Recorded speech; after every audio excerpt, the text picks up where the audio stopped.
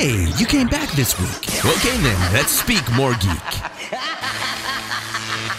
This is the Geek Speak Show. Get ready to speak geek. Featuring interviews with the movers and shakers in geek culture. Hi, I'm Chris Hardwick. I'm Ralph Bakshi. Hey, this is Todd McFarlane. I'm Zach Whedon. Hi, this is Georges Genti. The Geek Speak Show is powered by GeekTyrant.com, GameTyrant.com, MightyVille.com, RamaScreen.com, and ZergNet.com. Geek is spoken here. They're listening. You're consuming. You're watching it with your ears. Oh, you just listen. Here are the hosts of the Geek Speak Show, Henry San Miguel and Rachel Rossini. Well, just me this week. Everybody else, including Rachel, is still recuperating from WonderCon. At least that's the excuse they're giving me this week. Welcome to the Geek Speak Show, just a solo show, sort of. I do have a lot of guests coming up, so let's get started. First of all, those of you who are big like me, Marvel Comics fans, you'll know the name Steve Leialoha. He's going to be on with our own Mark Arnold on the Stories Behind the Stories. You're going to hear that just around the corner here. And then we're going to hear from the Legacy Music Hour host. It's a podcast, pretty cool podcast about video games, heard on the Nerdist channel. And then the Toy Hunter returns to Travel Channel tonight as we record this on Wednesday night. Travel Channel has a show called The Toy Hunter. The host, Jordan Hembrough, he'll be on talking, what else? Toys, collectibles, and what you can expect to see in this new season of Toy Hunter on Travel Channel. So all that's ready to go. Let's take a little break. Let's make room now for Mark Arnold for his Stories Behind the Stories. Here he is with Steve Leialoha. The Geek Speak Show will be right back. The Stories Behind the Stories with Mark Arnold, exclusively on the Geek Speak Show. And this is historian Mark Arnold with another installment of the Stories Behind the Stories. And today we're speaking with Steve Leialoha. And Steve is an artist who's worked primarily as an inker. He's worked for both Marvel and DC on various titles, including The New Mutants, Howard the Duck, Spider-Man, Spider-Woman, Star Wars, and more recently, Fables. He's also the longtime partner of artist and writer Trina Robbins, who I had the pleasure of interviewing on a previous episode of this show. I want to thank you, Steve, and today, tell us a little bit about yourself and how you got involved in cartooning. Well, one of those things where as a kid I was always drawing, and somewhere along the way it occurred to me maybe I could make some of these things myself. Back in 1972, I think I did my first printed comic book, first job that I was actually paid for. Not a whole lot, but it was a nice start. And by 1975, I was hired on to work at Marvel as an inker and eventually penciling and inking or variations thereupon. Over the years, I've worked on most of the Marvel and DC titles. Let's see. At Marvel, I worked on Spider-Man and the Fantastic Four and the Avengers and the X-Men and Star Wars. I worked on the original Star Wars adaptation way back when. And over at DC, I've worked on Superman and Batman. And in the last several years, I've been working on, for mostly the Fables books, doing a little bit of work on Sandman, but mostly Fables. I've been on that book since the beginning.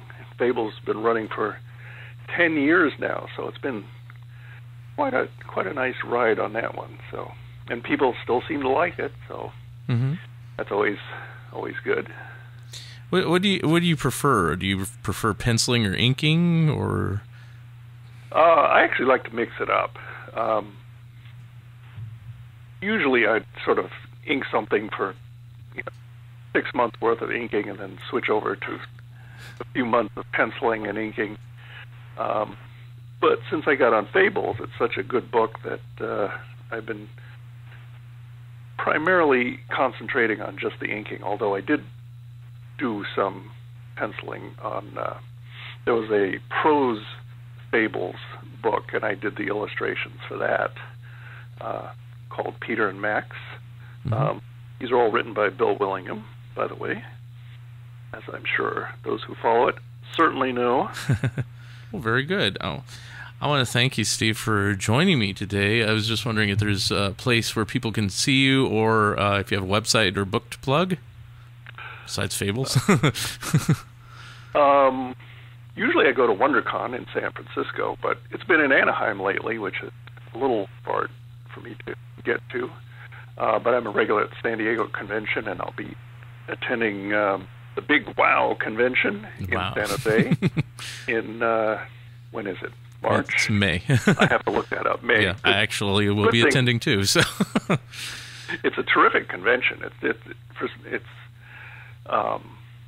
hasn't been on the radar for a lot of people, but they managed to bring in some of the best collection of, collection, that's not quite the right word, terrific artists from all around the world. I mean, it's just, for people who like comics art, it's one of the best around.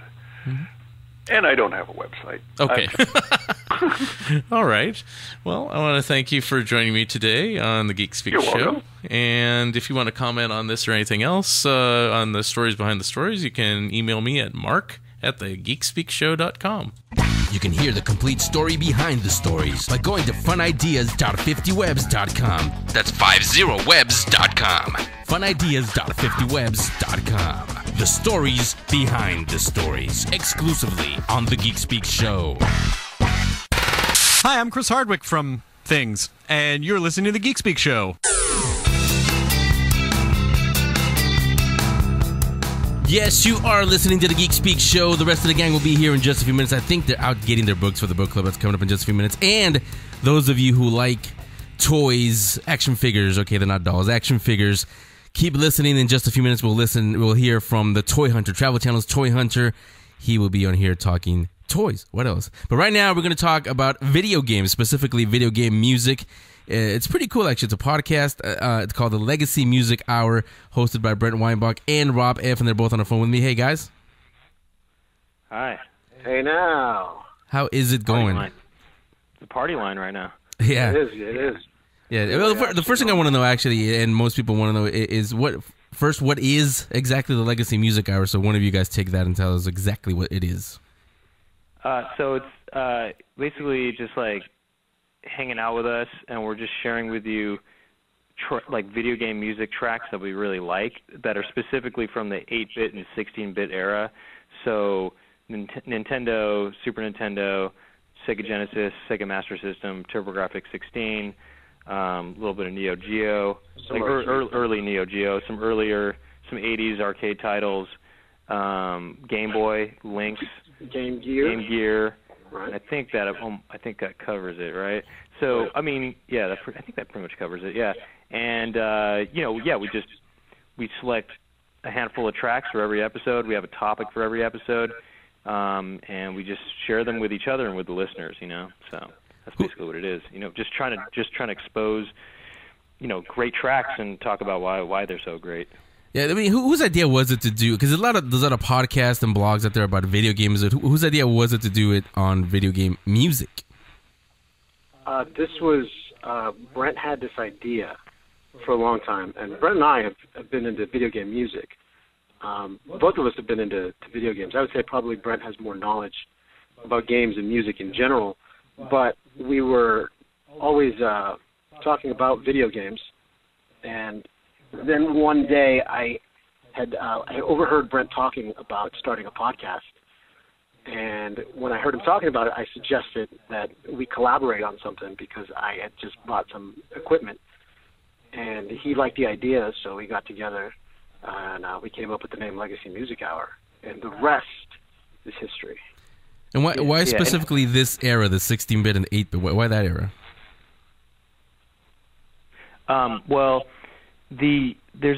Because of the hardware limitations during that time period, composers were forced to approach composing in a really unique way, and it made it so the music was really unique, and it made it so that's why you kind of even without it sounding like like a PSG or FM synth, like without having that sort of technical sound, you can tell when something is a video game composition from this era because it just has a certain sound. And there really is like an approach to the way it's structured and composed that's really particular to that time period, and it's because of those limitations. So the limitations force them to sometimes when there's too much freedom, I think it leads to a lack of inspiration. But then when you have the limitations, it actually leads to more creativity and I don't know. In as a result, the music is very melody driven and it's very tight and it packs a hard punch in a short amount of time because of that, I think. So after the 16-bit era, it starts to just become like regular music because the limitations aren't there as much, and so it doesn't have that particular kind of melody-driven sound as much after the 16-bit era. So that's why that specific era, Yeah, and if you all want to hear specifically what Brent and Rob are talking about, you guys can go to our link section. It's on there. You guys can hear it on a friend of ours, Chris Hardwick, his Nerdist network. They're on there also.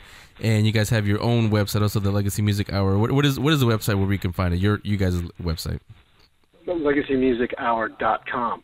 And we also take phone calls and texts, 281-SONIC-91. Operators are standing by. Yeah, so make sure to call early and often. How often do you guys post up new shows? We post a show weekly, and we've done that for, it's going to be 127 episodes now, right? Yeah, 127 episodes are up right now, and 128 actually. 28. And we've been doing it since 2010 every week without fail. You know something, Henry? I think Brent and I have lasted longer than a lot of marriages. Yeah. At least in Hollywood. I see him on a weekly basis, and it's just been an ongoing venture for both Brent and myself. And the lovemaking is still good, too. Well, I think that's a secret, though. I mean, you see each other, but then you can go away. If you have to live with each other, then maybe that's, one of them, you guys want to be together now. Sure. Right, yeah. That helps, too. So again, we're talking to Brent Weinbach and Rob after the hosts of the Legacy Music Hour. Have you guys, there's a huge bank of shows that you get, 127 shows you said, but I haven't had a chance to listen to all of them yet, but I will. Have you guys do you get a chance to talk to some of the composers from that era on your podcast? Yes, we have. We've done some interviews. Let's see. We did an in-person one with Jeff Van Dyke. We had Jeff Van Dyke. We had Canillo. Okay, Jeff Van Dyke did a lot of EA games like FIFA Soccer and Skitchin, Coach K basketball, college basketball. We had Canillo Yamashita, who composed the original Castlevania, and did a bunch of. She worked for Konami for a while and did freelance work. She did a lot of stuff. We also had Hirokazu Tanaka, otherwise known as Hip Tanaka, who did Metroid and Kid Icarus, and he did music for Earthbound, and he did a bunch of other stuff. He's like one of the original video game composers, actually. Like in general, he's one of the original Nintendo guys, and also just one of the original just video game guys. Oh yeah. I was gonna say, why call it the Legacy Music Hour? What's behind that name? Yeah, Rob came up with the title. Actually, go ahead. Well, I used to work as a computer tech, and in the late '90s and early 2000s, when it was really hot, and the term for outdated hardware was always legacy hardware, for older hardware. So I thought this was older music, and some might consider the systems outdated. And when we started the podcast, it's certainly true at the time. Not a lot of people were playing NES or SNES or Genesis.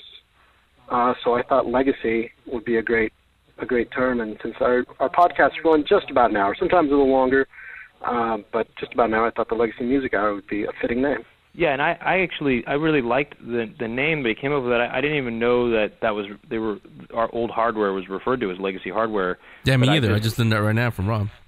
Yeah, but I also just like the sound of it because legacy, it has I don't know, maybe it's just because there's this album from 1975 called Electronic Realizations for Rock Orchestra by Synergy, which is it's this electronic music album from 1975, and there's a piece on it called Legacy, And I don't know, maybe it just makes me think of that, which is a good piece, and because it's kind of in a way sort of video gamey, but also I don't know, legacy, that word just sounds sort of, it sounds kind of just, I don't know, something about it seems like electronic to me, and it just seemed fitting. And also another meaning for it, triple meaning, is that it's like kind of like this music did leave a legacy, sort of, you know what I mean? Like it left the big impression on people who grew up in the 80s and 90s, and you know, it's just, you know, people can just always, you know, it's very nostalgic for people too. So there's that as well, you know.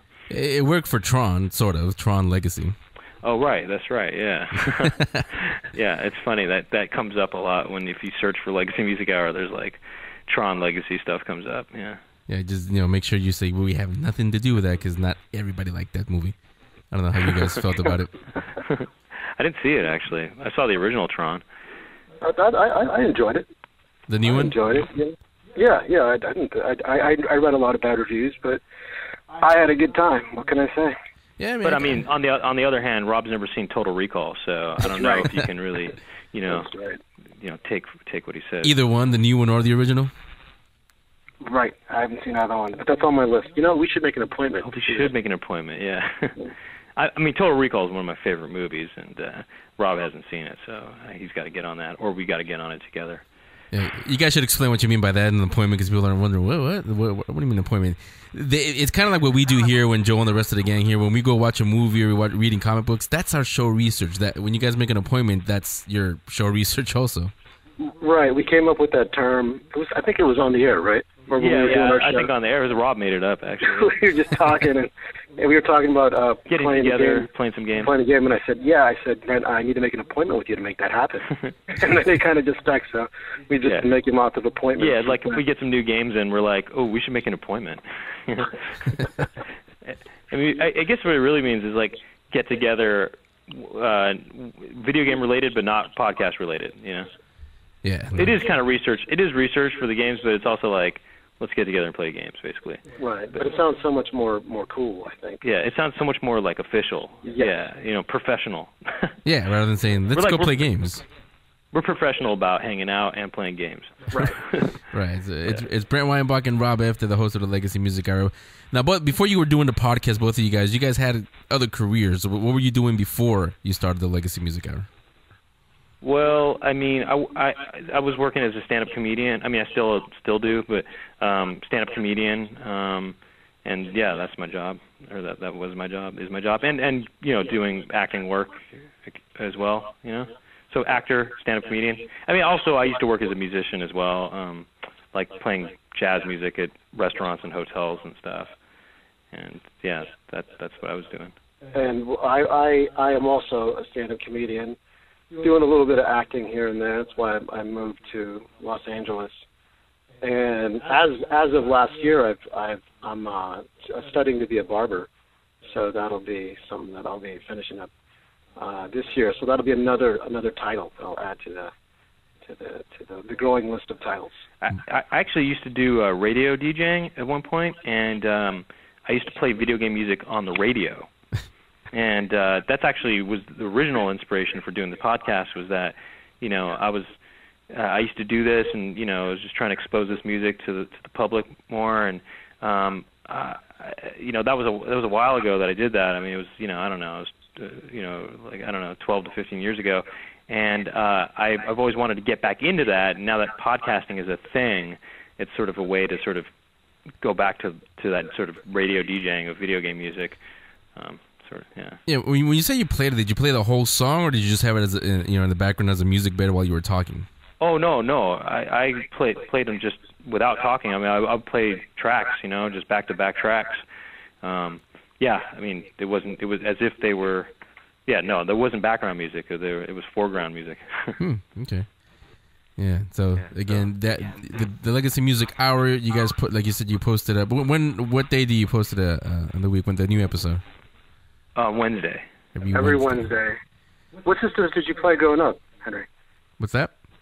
What systems did you play growing up?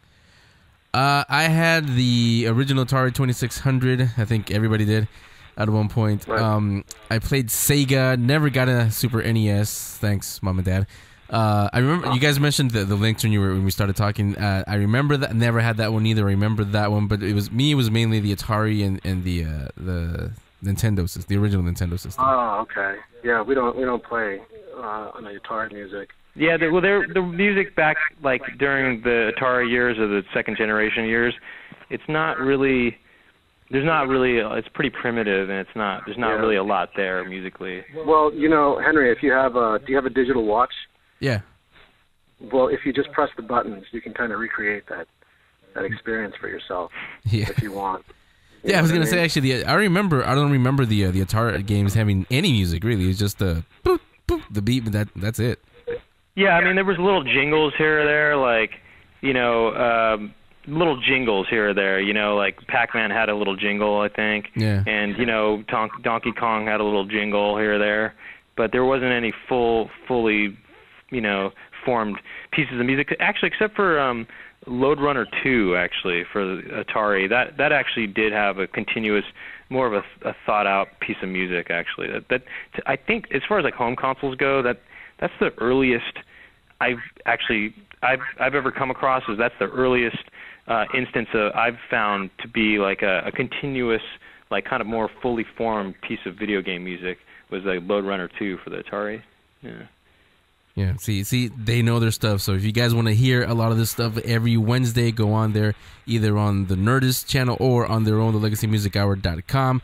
Brent, Rob, you guys are welcome back anytime, and really, you're welcome back anytime. We'll talk video games and video game music. Yeah, thanks a lot. Yeah, thanks for having us. Yeah, no problem. Absolutely. Thanks so much, Henry. All right, we'll talk to you guys later.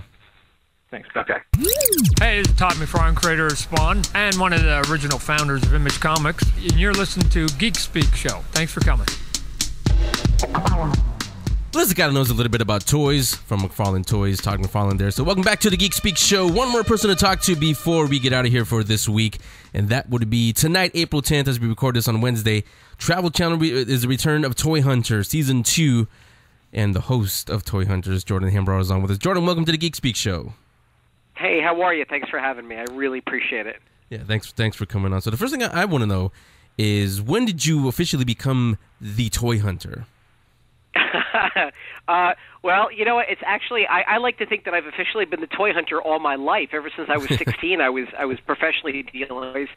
The date it would probably be when the pilot aired on Travel Channel back last year. We aired in January 19th, I believe. And it was Toy Hunters. That was the pilot.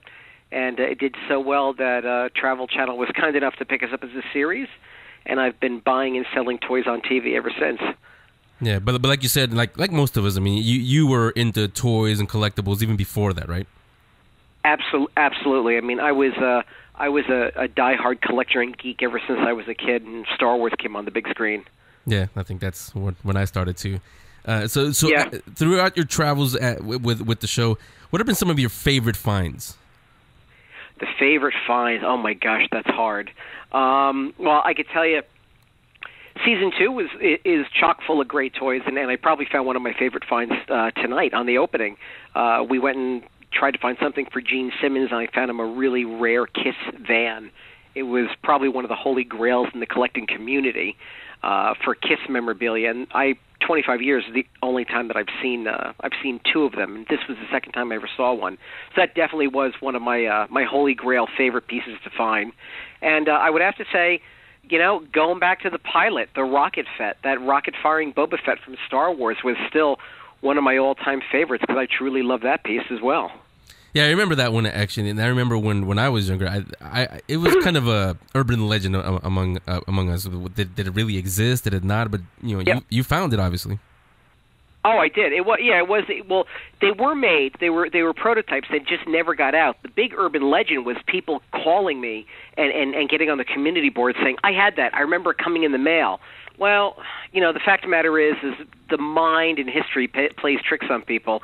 None of them were actually shipped, but you know what? It's a cool myth to go after, and I truly like it when people still keep that image alive and everything, that myth alive. Yeah, so we're talking to Jordan Hembrough. He's the host of the Toy Hunter. Returns tonight on Travel Channel for season number 2. Jordan, without giving any spoilers away and giving away some of the surprises, what can we expect in season 2? Everything is bigger. I mean, it's just, we have a promo running right now on travel where we all talk about bigger, and it really is true.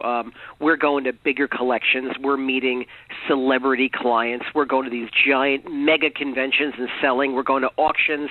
I mean, you're just going to see Toy Hunter from the first season just pumped up. I like to call it Toy Hunter 2.0.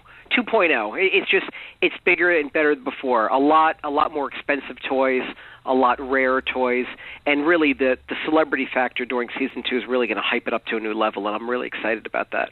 Yeah, you mentioned Gene Simmons in tonight's episode, as a matter of fact. Gene Simmons. We've got Danny Bonaducci from the Partridge Family coming up, and that's just the tip of the iceberg. We have a lot more great people lined up for season 2. Yeah, and you mentioned conventions. We got to meet you actually at a couple of weekends ago at WonderCon, and I saw you filming. Was it a segment there? Is that going to be in season 2, or was that for something else? No, we were filming the show. So yeah, WonderCon will pop up during season 2. So you might even get a chance to see yourself. Yeah. Hey, I'll be on TV. You will. You're a star. Yeah, and I've always been told I have a face for radio, so there you go. I'll be on TV now.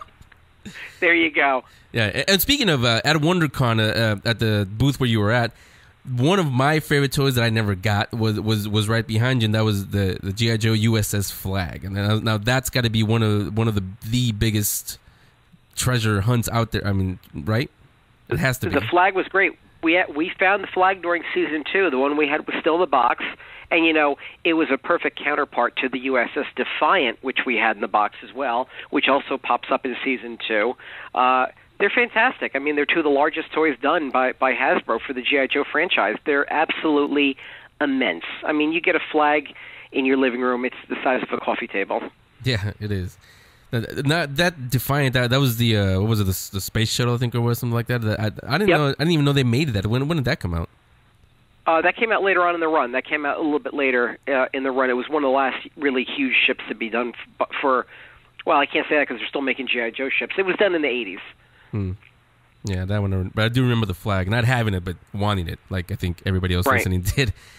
So, anything that you found, whether on the show or just even before you started doing the show, that you found that you just had to buy because it needs to be in your collection? Oh, you mean to keep for myself? Yeah. Yeah. It doesn't happen a lot, but it does happen. I actually just added. I'm happy to say, just finally added a Bionic Man.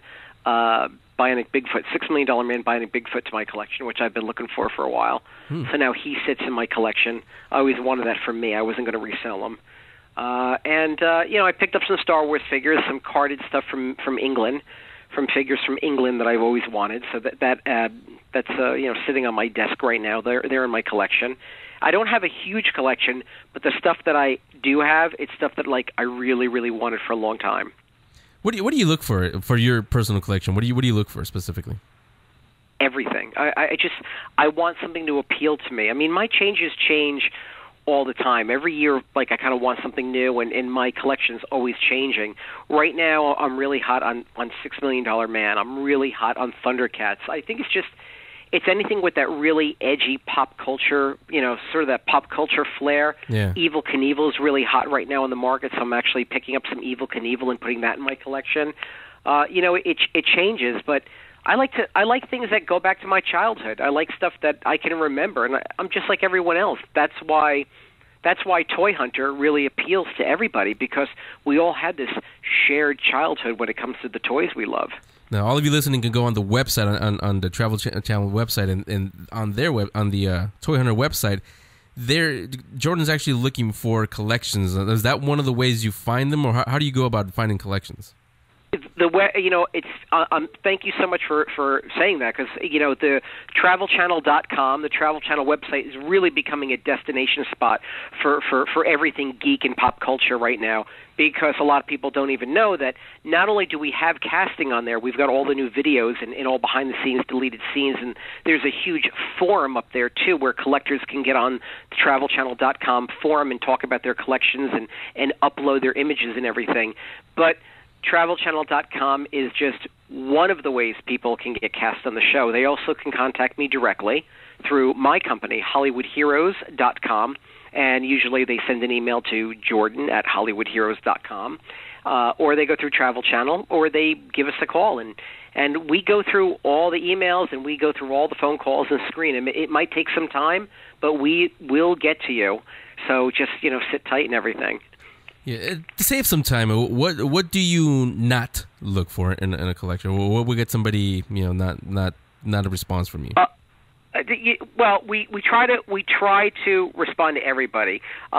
Really, what it's funny. I hate doing this. Care Bears are not Care Bears. Beanie Babies are really not on the top of my list right now.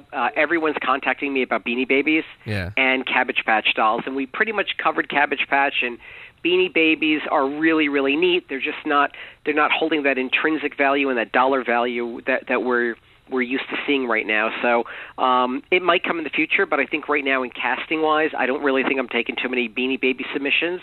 Other than that, everything is really fair play. I mean, I'm really, really excited about all the unique, cool toys that are coming in. And what's really interesting is even after doing the show for 2 years, people are still sending me toys that I haven't seen before, and I remember. I'm like, oh, my God, I remember that stuff. Like a guy just sent me a toy the other day, Mattel's Sucker Man. Remember Sucker Man? Yeah. You threw him against the wall, and he stuck on the window in the wall.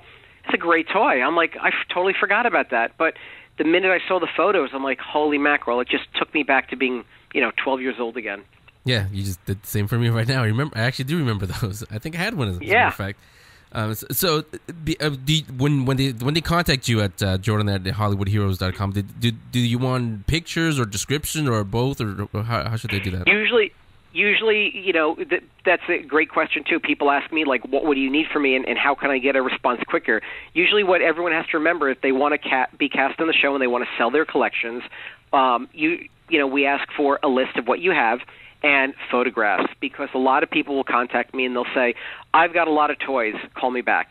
I really can't do phone calls because I'm on the road so much, and we go through so many emails, and some people will say, I've got a list of Star Wars toys from the 70s, call me back. But to really get a quick response and to really get the ball rolling quickly, you would say, I've got a Star Wars toys from the 1970s. Here's a list of what I have, and by the way, here are photographs. And that's really everything we need. Your contact information will help, and what you want to do with the stuff. I mean, a lot of times we get emails from people saying, "Can you appraise my collection, or can you tell me what the stuff is worth?" And I don't have time to go through every collection. If it's one or two pieces, I can rattle off a number really quick. But when folks are hitting me with 50, 60, 70 pieces in a collection, it's something I just don't have time to do right now. Yeah, and there's another big question. I don't know if you might want to answer or not, because it's kind of peek behind the curtain. Is how do you select the ones that actually make it to the show? You know what? It's a very, very it's a process that's above my pay grade. It goes through the production company, but I can tell you it's not really that secretive. We look for people that are in cities that we haven't gone to yet, and we usually try to group collections in the city. So if we're going to go to Utah, or if we're going to go to Colorado, we want to try and grab 3 or 4 people in Colorado, because it just makes sense. We are Travel Channel and we love traveling around the country, but it doesn't make sense to be cost effective if we go from Colorado to Jersey to Minnesota, back to Texas or something like that. So we try to grab everyone in one area. We'll hit them in an episode, and then it's like the collections. We look for things that are unique. We look for things that are maybe in really good condition, and just stuff we haven't seen before. And there's a lot of it still out there, believe it or not. We've been doing this 2 years. We haven't even scratched the surface of toys and pop culture memorabilia. Yeah, and last question for me is there any toy today, one of the modern toys, that you think later on down the road will be considered a classic? Monster High. I mean, I got to tell you, in the past 6 months, I have seen so many people coming out of the woodwork looking for Monster High dolls. They're on the market. They're super, super cool. They're relatively inexpensive. I think they go for like $24.99 or $29.99, and I really think if you put some of those away, you will be pleasantly surprised in the coming years. So you heard directly from the toy hunter, Jordan Hembrough. Returns tonight on the Travel Channel for season number 2. Make sure you watch it and make sure you're there every week. So, Jordan, thanks a lot. Looking forward to season 2, and you are welcome back anytime. Thank you so much. I'd love to. And just remember, tonight, not only do we have one brand new show, we've got two. So it's 9 to 9:30 Eastern Standard Time, and then come back at 9:30 to 10 for another brand new episode of Toy Hunter. Only on Travel Channel. Double dose of Jordan tonight, so make sure to tune in for Double dose of Jordan. There you go. okay, Jordan, thanks a lot. You're welcome back anytime. All right, like take care. It's time for the Geek Speak Show Book Club. Our books or graphic novels. Tell us what your favorites are. Books at thegeekspeakshow.com. And you have indeed, and this time around, I will go the Joel route and pick a graphic novel, not a book. It does have letters in it, though. It's one of the cool ones, though. Batman's The Killing Joke, one of the classic Batman stories. Joker stories, actually. I mean, it's a Batman story, but this is more about the Joker. I'm not going to give it away for the one or two of you who hasn't read The Killing Joke, and if that's you, go out and get it. I'm telling you, you are missing out. This is definitely a very, very important Joker story in the mythology of Batman. Written by Alan Moore. Brian Bolland did the art and the colors. Richard Starkings was a letter on this thing. Richard Starkings has been on the show a couple of times before with his comic Elephant Man. But Killing Joke definitely is one of the best comic books out there, one of the best graphic novels now out there, along with Watchmen, coincidentally, also by Alan Moore. So that's my pick for this week. That's also the show for this week. And next week, everybody will be here, I think, and we'll get a couple more cool, pretty guests that I think one that we met at WonderCon, but plus some other ones that are, I'll just say sci-fi films. So you know how we always say, come on back next week and we'll speak more geek. Bye. The Geek Speak Show will be back next week with a brand new episode. In the meantime, follow them on Twitter at Geek Speak Show 1. That's the number 1. Become a fan on Facebook. Subscribe on iTunes. Watch special event coverage and the Geek Speak video show on YouTube/Geek Speak Videos. And listen to past shows in the archive section on thegeekspeakshow.com. A big thank you to the Geek Speak Show's content providers, GeekTyrant.com, Collider.com, RamaScreen.com, and MightyVille.com. The Geek Speak Show.